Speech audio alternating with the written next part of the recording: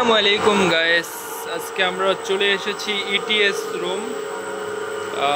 যারা যারা প্রথমবারের মতন ইটিএস রুম দেখছেন তাদের জন্য।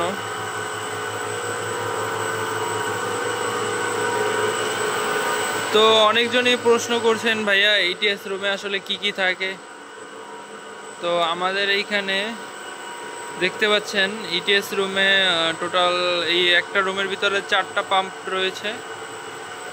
এইখানে এই যে কানেকশনগুলো, চিল্ড ওয়াটারের কানেকশন।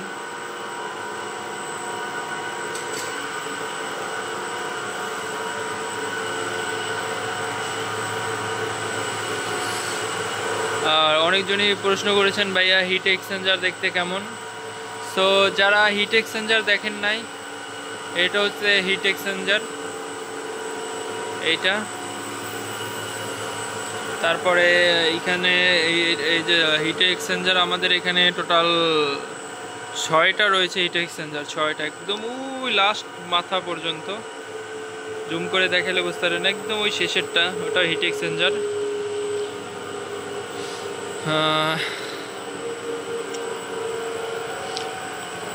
সো এখানে এটা হচ্ছে আমাদের B2-তে অবস্থিত। এখানে প্রচুর পরিমাণে পাম্প রয়েছে।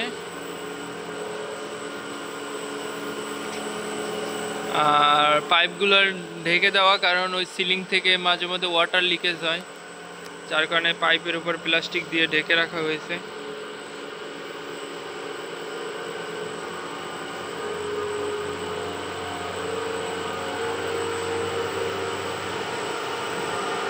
এটা হচ্ছে ডিসপ্লে।